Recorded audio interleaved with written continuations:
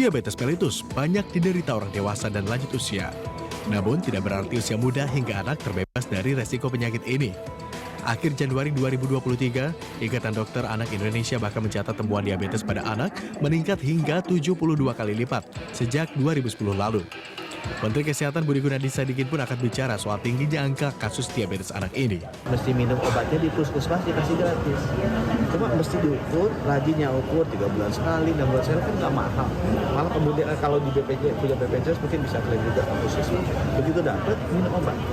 Kalau dia kena diabetes tapi dia minum obat, itu bisa bertahan ada sampai umur 70-80 tahun bisa.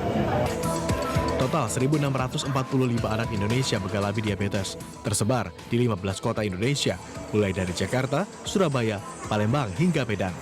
Sebagian anak yang menderita diabetes tidak menunjukkan gejala spesifik atau merasakan keluhan. Namun sebagian lagi menunjukkan tanda-tanda seperti sering haus dan buang air kecil, berat badan menurun meski nafsu makan bertambah, warna kulit lebih gelap dan penglihatan sedikit kabur, hingga muncul luka atau infeksi tubuh yang sulit sembuh. Selain gaya hidup, pandemi COVID-19 juga ditengarai berkontribusi pada tingginya angka kasus diabetes anak. Kecenderungan berada di dalam rumah diduga membuat anak lebih konsumsi makanan tinggi gula tanpa diseimbangkan dengan aktivitas. Kendati demikian, faktor risiko diabetes meningkat bila terdapat orang tua yang juga mengalami diabetes, berat badan berlebih, hingga riwayat infeksi virus. Tim Liputan, BTV. Prevalensi diabetes pada anak tahun 2010 hanya 0,028 per 100.000 anak. Masuk di tahun 2023, pemirsa, prevalensinya naik tajam. Jadi 2 per 100.000 anak, atau bahkan ini peningkatannya terjadi sampai 70 kali lebih tinggi dibanding tahun 2010 tadi.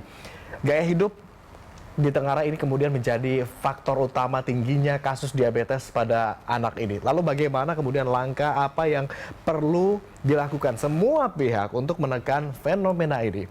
Untuk membahasnya, pemirsa, telah hadir Ketua IAKMI Pak Hermawan Saputra di studio. Selamat sore Pak Hermawan, sehat ya? Selamat sore Mas Agung. Sempat berdialog dengan Pak Menteri Kesehatan ya, tadi malam katanya. Tadi malam lama dengan beliau di rumah dinas beliau dan kita membicarakan hal-hal strategis pengembangan. Saya penasaran, tentang ini nggak dibahas katanya? Oh enggak. Tentang isu diabetes pada anak. Hal-hal yang makro.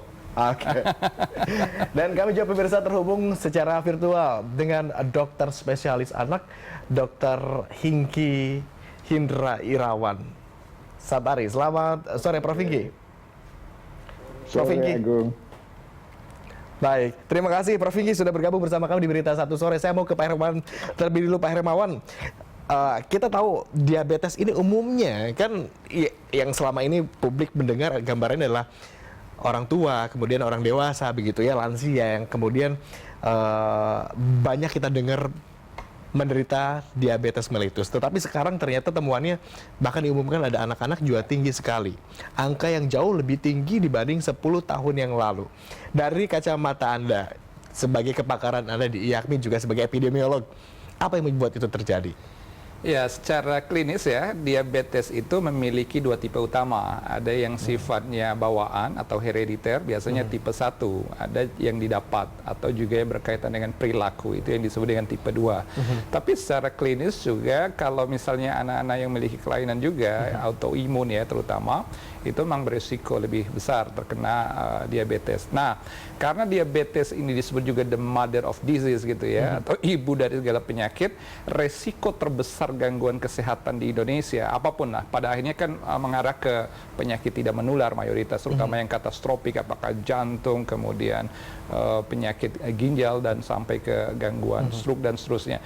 Itu semua akan berakibat besar apabila memang resiko ini tidak tertangani sejak awal. Nah, di samping hipertensi adalah diabetes.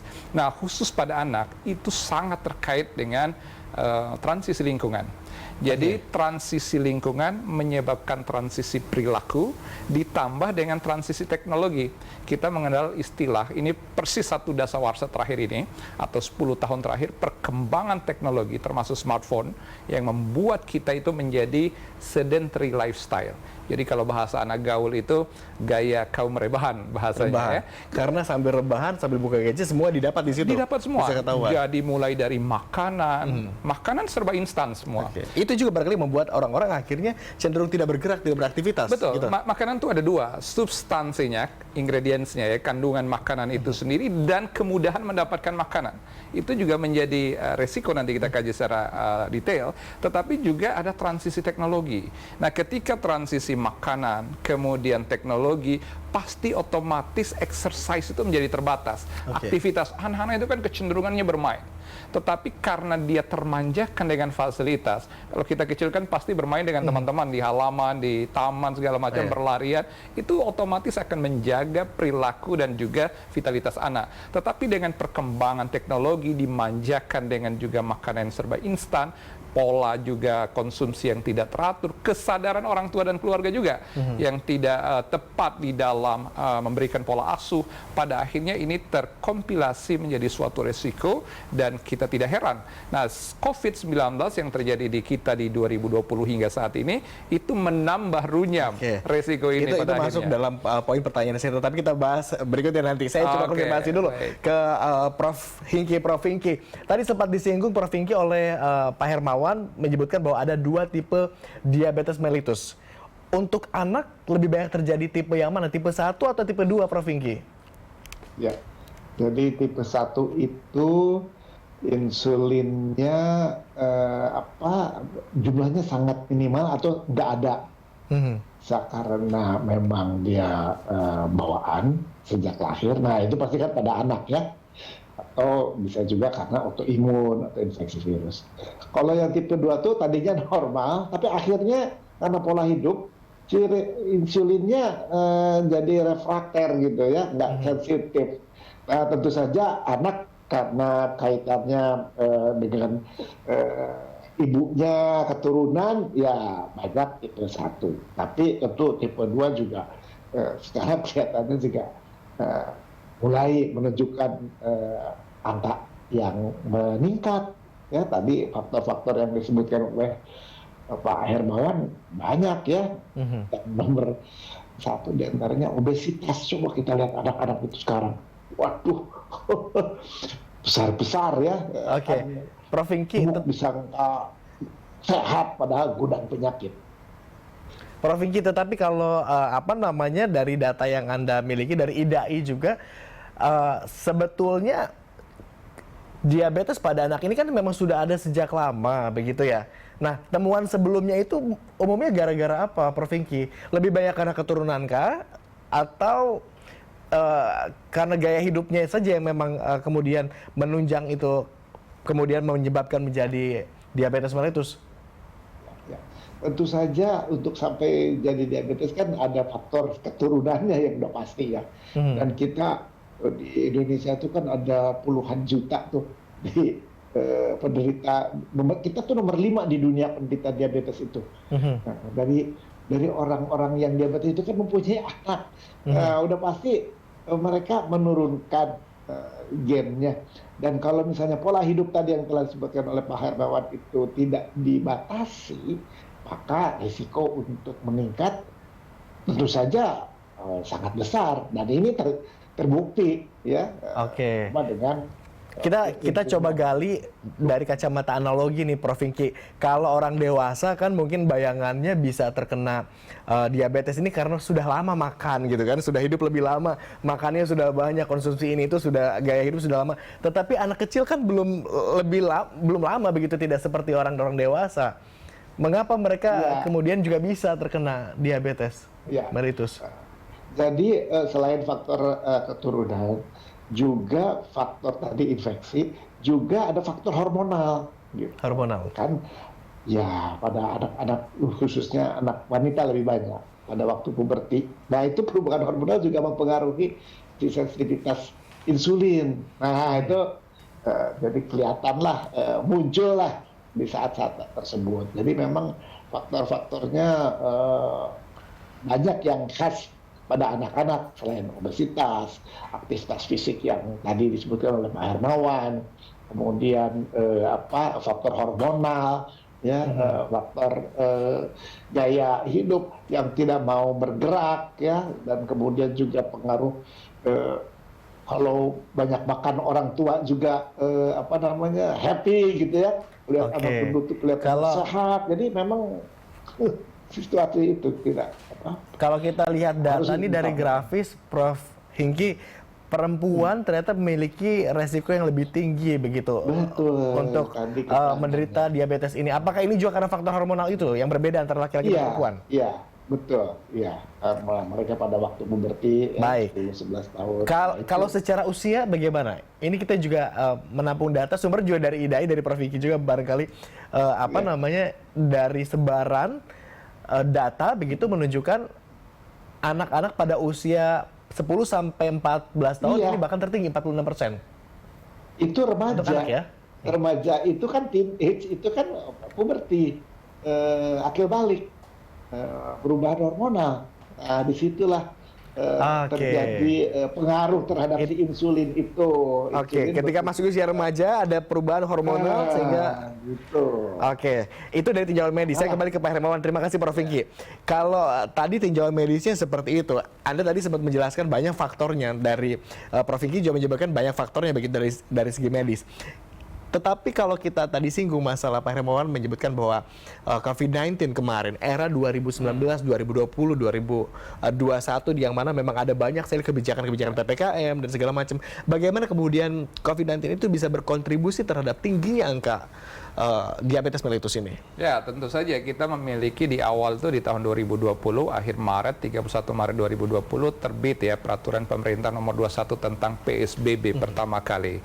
Pembatasan sosial berskala besar. Di awal-awal tuh periodenya semi ketat menjadi ketat tuh di pertengahan 2020 dan saat itu udah mulai ada istilah WFH, WFO dan seterusnya termasuk meliburkan anak-anak. Nah, dari sekolah, dari aktivitas publik. Nah, ketika di rumah segala sesuatu itu ditumpuk, di stok.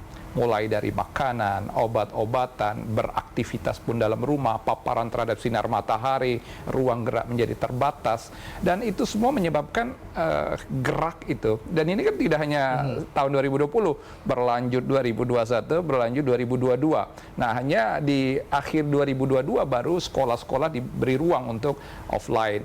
Nah, dengan demikian ada memang resiko yang besar terkait dengan lifestyle.